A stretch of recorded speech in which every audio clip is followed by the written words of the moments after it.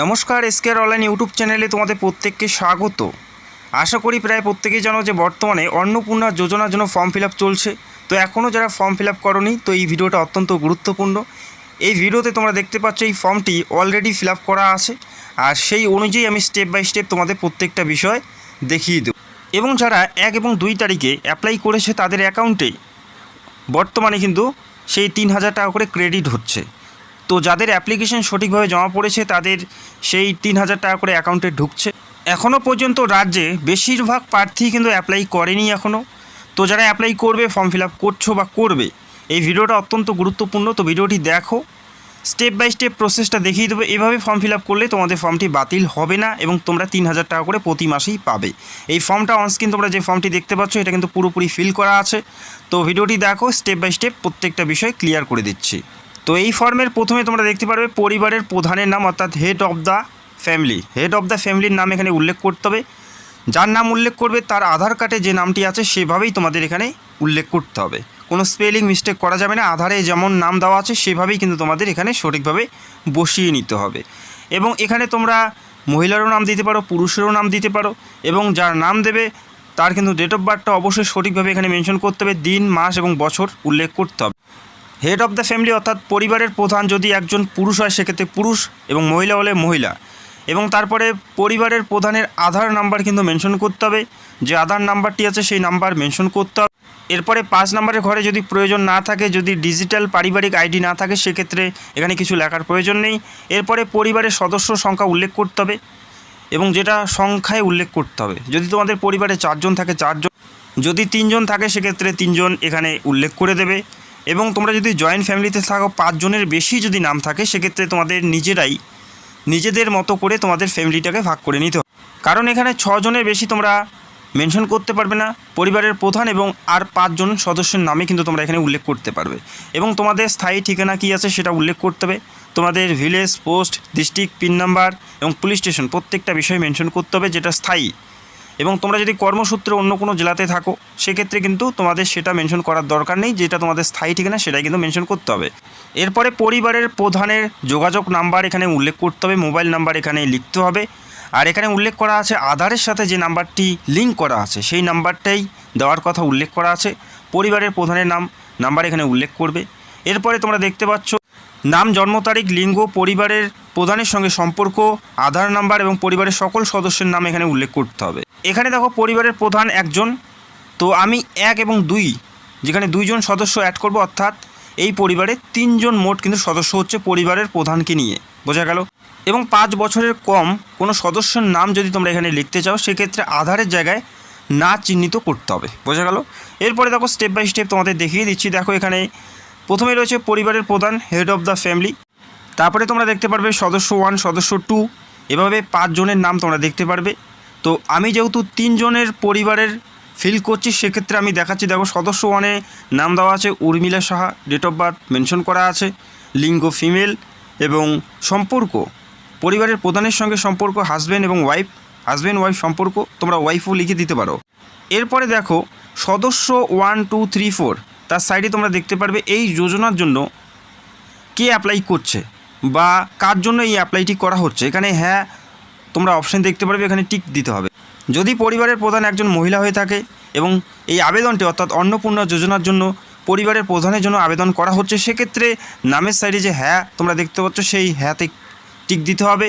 যদি সদস্য 1 হয়ে থাকে সেক্ষেত্রে সদস্য 1-এর জায়গায় টিক দিতে হবে, সদস্য 2 হলে সদস্য 2-র জায়গায় কিন্তু টিক দিতে হবে।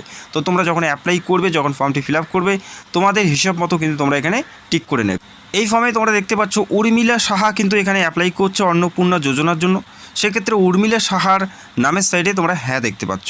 তো এইভাবে তোমাদের হিসাব মতো তোমরা হ্যাঁ করে নেবে। Aadhaar card number, date of birth, নাম এবং সম্পর্ক প্রধানের সঙ্গে, পরিবারের প্রধানের সঙ্গে সম্পর্ক কী সেটা কিন্তু উল্লেখ করতে হবে। ঠিক একইভাবে সদস্য 2-র জায়গায় নাম উল্লেখ করবে, ডেট অফ বার্থ এবং জেন্ডার এবং সম্পর্ক কী আছে প্রধানের সাথে, পরিবারের প্রধানের সাথে সম্পর্ক কী আছে সদস্য 2-র, এবং আধার নাম্বার মেনশন করতে হবে। যদি তোমাদের পরিবারে 3 জনের বেশি বা 5 জন আছে সেক্ষেত্রে কিন্তু সেভাবেই এক এক করে তোমাদের নামগুলো উল্লেখ করতে হবে, আধার নাম্বার দিতে হবে, ডেট অফ বার্থ দিতে হবে, পাশাপাশি সম্পর্কটা কিন্তু মেনশন করতে হবে। তো আশা করি বুঝতে পারলে। এরপরে রয়েছে পরিবারের প্রধান এবং পরিবারের সকল প্রাপ্ত সদস্যের ব্যাংক অ্যাকাউন্ট কিন্তু এখানে উল্লেখ করতে বলেছে, পরিবারের প্রধান সমেত প্রত্যেকেরই। তো প্রথমে তোমরা দেখতে পাচ্ছ হেড অফ দ্য ফ্যামিলি, যেখানে পরিবারের প্রধান কোন ব্যাংকের অ্যাকাউন্ট আছে সেই ব্যাংকের নাম উল্লেখ করতে হবে। এখানে দেখতে পাচ্ছ সেন্ট্রাল ব্যাঙ্ক অফ ইন্ডিয়া, পাশাপাশি অ্যাকাউন্ট নাম্বার উল্লেখ করতে হবে এবং IFSC কোড উল্লেখ করতে হবে হেড অফ দ্য ফ্যামিলির অর্থাৎ প্রধানের। প্রথমে প্রধানের, তারপরে সদস্য ওয়ান যার নাম দিয়েছো সেই সদস্য ওয়ানের ব্যাংকের নাম, অ্যাকাউন্ট নাম্বার এবং IFSC কোড। ঠিক একইভাবে সদস্য টুর যে নাম দিয়ে যে ব্যাংকে অ্যাকাউন্ট আছে সেই ব্যাংকের নাম উল্লেখ করতে হবে, অ্যাকাউন্ট নাম্বার এবং IFSC কোড কিন্তু উল্লেখ করতে হচ্ছে। এবং এখানে উল্লেখ করা আছে, দেখো যে অ্যাকাউন্টটা দেবে সেই অ্যাকাউন্টে অবশ্যই ডিবিটি ক্রেডিটের লিঙ্ক কিন্তু তোমাদের থাকতে হবে, আধারের সাথে ব্যাংকের অ্যাকাউন্টের লিঙ্ক থাকতে হবে। তো আশা করি বুঝতে পারলে। যদি তোমাদের ফ্যামিলিতে 4 জন বা 5 জন থাকে প্রত্যেকেই কিন্তু তোমাদের এভাবেই তোমাদের ফিল করতে হবে। এরপরে দেখো 11 নম্বরের ঘরে এপিক অর্থাৎ তোমাদের ভোটার আই কার্ড কিন্তু নাম্বার চাওয়া হয়েছে, ভোটার আই কার্ডের নাম্বার কিন্তু তোমাদের চাওয়া হয়েছে। তো প্রথমে দেখতে পারবে হেড অফ দ্য ফ্যামিলি অর্থাৎ পরিবারের প্রধানের এপিক নাম্বার কী আছে, অর্থাৎ ভোটার আই কার্ড নাম্বার কী আছে এবং বিধানসভা ক্ষেত্র এবং অংশ কিন্তু উল্লেখ করতে হবে। ঠিক একইভাবে সদস্য টুর এপিক নাম্বার এবং অংশ এবং ক্ষেত্র কী আছে। তো আমি এখানে দেখতে পাচ্ছ সুজাপুর 56 দিয়েছি। তো তোমাদের যেটা বিধানসভা কেন্দ্র এবং অংশ নাম্বার আছে সেটা কিন্তু সেখানে লিখতে হবে।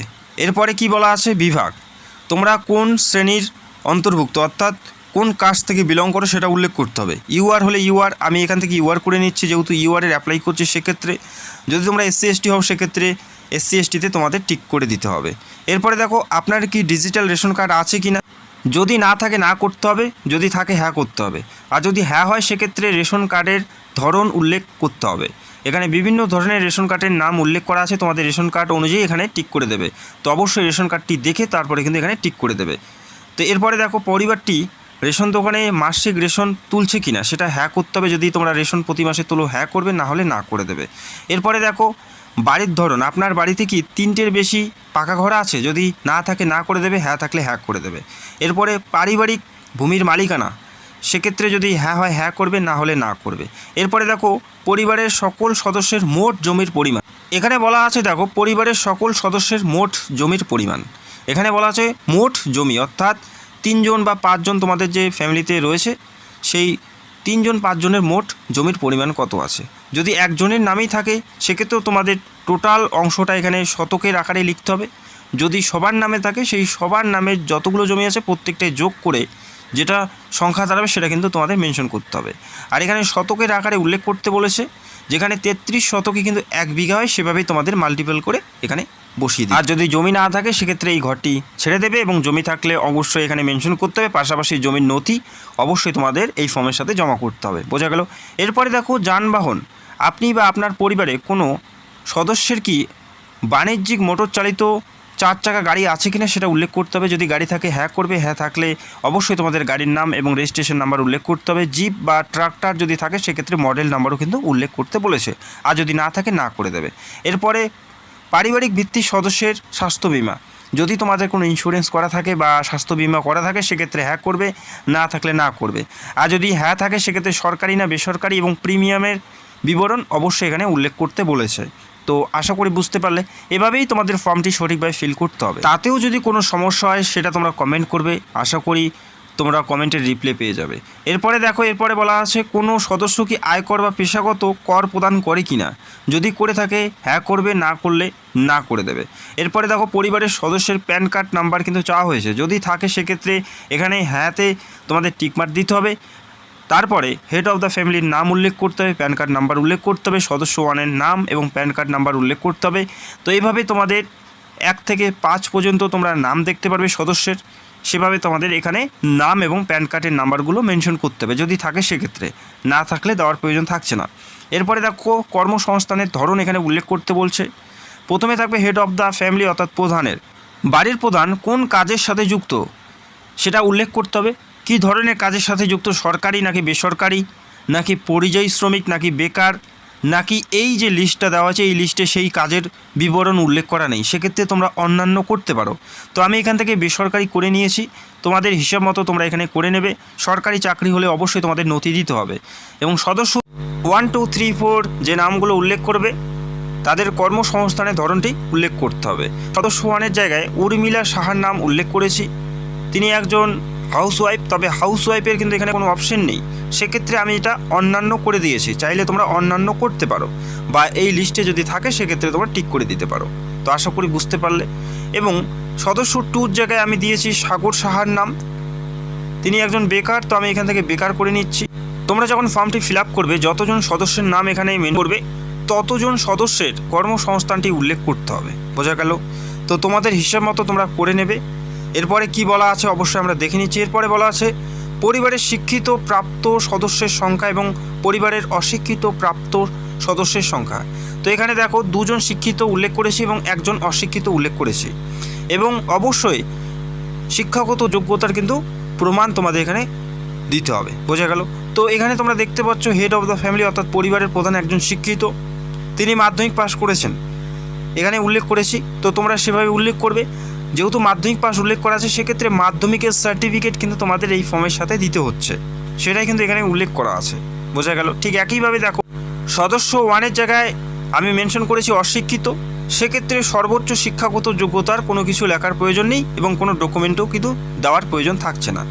ঠিক একইভাবে সদস্য 2-র জায়গায় দেখো শিক্ষিত মেনশন করা আছে এবং সর্বোচ্চ শিক্ষাগত যোগ্যতা যেটা আছে উচ্চ মাধ্যমিক পাস অর্থাৎ হায়ার সেকেন্ডারি, সেটা উল্লেখ করা আছে এবং এই ডকুমেন্টসের সাথে কিন্তু সেই তোমাদের উচ্চ শিক্ষাগত যোগ্যতার সার্টিফিকেটও কিন্তু তোমাদের দিতে হবে। এরপরে দেখো কোনো সদস্য কি কোনো সাংবিধানিক পদ, মন্ত্রী, সংসদ বা পঞ্চায়েত বা এই সমস্ত পদের সাথে যুক্ত আছে কিনা সেটা জানতে চেয়েছে। যদি হ্যাঁ হয় হ্যাঁ থাকবে, আর যদি না হয় না করে দেবে। যদি হ্যাঁ হয় সেক্ষেত্রে তোমাদের এখানে নথি দিতে হবে, পাশাপাশি কত নাম্বার সদস্য সেই পদের সাথে যুক্ত আছে সেটাও কিন্তু এখানে মেনশন করতে বলেছে। 1 নম্বর সদস্য হলে 1 নম্বর, 2 নম্বর সদস্য হলে 2 নম্বর, সদস্য হলে 3 নম্বর এখানে মেনশন করে দিতে হবে। এরপরে দেখো কোনো সদস্য কি সরকারি পেনশনভোগী, হ্যাঁ হলে হ্যাঁ করবে, না হলে না করে দেবে। আর যদি হ্যাঁ হয় কত নম্বর সদস্য সেটাও মেনশন করতে হবে এবং পেনশনের স্লিপ কিন্তু এই ফর্মের সাথে জমা করতে হবে। এরপরে দেখো কোনো সদস্য কি জিএসটির অধীনে নিবন্ধিত আছে, সেক্ষেত্রে হ্যাঁ হলে হ্যাঁ, না হলে না। আর যদি হ্যাঁ হয় সেক্ষেত্রে জিএসটিএন জমা করতে হবে। এবং পরিবারের মোট বার্ষিক আয় 3 জনের নাম উল্লেখ করেছি, 3 জনের বার্ষিক আয় কত হচ্ছে। তোমরা দেখতেই পেলে যে উর্মিলা সাহা একজন হাউসওয়াইফ এবং সাগর সাহা একজন বেকার, এবং একজনেই ইনকাম করছে, সেটা হচ্ছে শুভেন্দু সাহা। 5,000 টাকা করে মাসে ইনকাম করছে, সেক্ষেত্রে 5 × 60 অর্থাৎ বার্ষিক আয় 60,000। এখন যদি সাগর সাহাও যদি এখানে ইনকাম করতো, সেক্ষেত্রে সেই ইনকামটাও কিন্তু এখানে যোগ হতো। বোঝা গেল? সেভাবে তোমাদের ফ্যামিলি ওয়াইজ তোমরা দেখে নিয়ে তোমরা যোগ করে নেবে। এরপরে দেখো সিএএ, যদি এটা প্রযোজ্য না থাকে না করে দেবে। আশা করি বেশিরভাগ প্রার্থীর এটা প্রয়োজন নেই। যদি আবেদন করে থাকো সেটাও তোমরা এখানে ইস্যু নাম্বার তোমাদের উল্লেখ করতে হবে। বোঝা গেল? এরপরে দেখো যদি তোমাদের ফ্যামিলিতে কারো নামে কৃষাণ ক্রেডিট কার্ড থাকে বা শিল্প ক্রেডিট কার্ড, শিক্ষার্থী ক্রেডিট কার্ড থাকে, সেটা অবশ্যই আইডি নাম্বার এবং ইস্যু তারিখটা মেনশন করতে হবে। বোঝা গেল? এবং প্রয়োজনীয় নথির বিবরণ কিন্তু তোমাদের দিতে হবে। সেটা সদস্য 1 হতে পারে, 2 হতে পারে, 3 হতে পারে, বা হেড অফ দ্য ফ্যামিলি হতে পারে, সেটা মেনশন করতে হবে। এবং এসআইআরের নাম যদি কারো বাদ পড়ে থাকে আর যদি ট্রাইব্যুনালে আবেদন করে থাকে, সেটা কিন্তু এখানে মেনশন করতে হবে। আর যদি প্রযোজনা করে দেবে। ঠিক আছে? এরপরে দেখো এরপরে বলা আছে শিশুদের বিবরণ চাওয়া হয়েছে। প্রথমে দেখতে পারবে শিশু সদস্য 1, শিশুর নাম, কোন শ্রেণীতে পড়ে, কোন বিদ্যালয়ে পড়ে, বিদ্যালয়ের নাম এবং বিদ্যালয় কোন ধরনের সেটা কিন্তু মেনশন করতে হবে। সরকারি বেসরকারি কি সেটা মেনশন করতে হবে। ঠিক একইভাবে শিশু 2 দেখতে পারবে, শিশু 3 দেখতে পারবে। যদি শিশু থাকে মেনশন করবে এবং শিশু না থাকলে মেনশন করার প্রয়োজন থাকে না। এরপরে কি বলা আছে দেখে নিচ্ছি। তো অবশ্যই ভিডিওটি সম্পূর্ণ দেখো, এভাবেই তোমাদের ফর্মটি ফিল আপ করতে হবে, তবে কিন্তু তোমরা 3,000 টাকা করে পাবে। এরপরে দেখো শিশুদের টিকাকরণের বর্তমান অবস্থা। যদি শিশু থাকে সেক্ষেত্রে যদি টিকাকরণ হয়েছে বা হয়ে গেছে বা শুরু হয়েছে, সেটা তোমাদের হ্যাঁ টিকাকরণ শুরু হয়েছে বা সম্পূর্ণ হয়েছে সেটাতে তোমাদের টিক করে দিতে হবে। যদি টিকাকরণ হয়নি সেটা এখানে টিক করে দিতে হবে, এবং কেন হয়নি সেটাও কিন্তু উল্লেখ করতে হবে যদি তোমরা হয়নি ক্লিক করো বা হয়নি টিক দাও। বোঝা গেল? এরপরে দেখো আপনি কি কোনো সরকারি প্রকল্পের সুবিধা ডিবিটিতে বা ডিবিটির মাধ্যমে পাচ্ছেন কি না। যদি পেয়ে থাকেন সেক্ষেত্রে তোমাদের এখানে হ্যাঁ করতে হবে, পাশাপাশি প্রকল্পের নাম উল্লেখ করতে হবে। বোঝা গেল? প্রকল্পের নাম উল্লেখ করতে হবে এবং হ্যাঁ করতে হবে। এবং সেই প্রকল্প থেকে যদি তোমরা সরে যেতে চাও বা প্রত্যাহার করতে চাও, হ্যাঁ করে দেবে। হ্যাঁ করলে কিন্তু প্রত্যাহার হয়ে যাবে বা সেই প্রকল্পের সুবিধা কিন্তু আর পাবে না। তো যারা প্রকল্প সুবিধা পেতে চাও, হ্যাঁ কিন্তু তোমাদের একদমই করা যাবে না। বোঝা গেল? তো তারপরে সহমতে তোমাদের একটি টিক মার্ক করতে হবে এবং তারপরে তোমাদের একটি সিগনেচার কিন্তু এখানে করতে হচ্ছে, ফুল সিগনেচার। তো এখানে তোমরা দেখতে পাচ্ছ এইভাবে সিগনেচারটা করতে হবে এবং সহমতে কিন্তু তোমাদের একটি টিক দিতে হবে। এবং এখানে উল্লেখ করা আছে, আমি এই মর্মে ঘোষণা করছি যে উপরের প্রদত্ত তথ্য আমার জ্ঞান এবং বিশ্বাস অনুযায়ী সত্য এবং প্রযোজ্য ক্ষেত্রে আমি সকল সহায়ক নথি প্রদান করেছি এবং উপরের উল্লেখিত কোনো মানদণ্ড বাদ দেইনি। আমি অবগত যে আমার প্রদত্ত তথ্য কোনো মিথ্যা প্রমাণিত হলে আমার সামাজিক সুরক্ষার সংক্রান্ত সুবিধাসমূহ বন্ধ হয়ে যেতে পারে, এখানে পরিষ্কার উল্লেখ করা আছে। এবং পরিবার বলতে কী বোঝায় সেটাও কিন্তু উল্লেখ করা আছে। পরিবার বলতে একদল ব্যক্তিকে বোঝায় যারা একসঙ্গে বসবাস করেন এবং একই রান্নাঘরে খাবার গ্রহণ করেন। তো এই ছিল ফর্ম ফিল আপ, আশা করি বুঝতে পারলে। এবং যদি তোমাদের ফর্ম রিজেক্টেড হয়, কী কারণে রিজেক্টেড হয়েছে, যিনি এই ফর্মটি ভেরিফিকেশন করবেন বা যাচাই করবেন তিনি কিন্তু এখানে মেনশন করে দেবে। তো আশা করি বুঝতে পারলে। যদি কোনো সমস্যা হয় কমেন্ট করবে। ভিডিওটি দেখার জন্য অসংখ্য ধন্যবাদ। চ্যানেলে নতুন হলে চ্যানেলটাকে সাবস্ক্রাইব করে রাখবে। Thank you so much.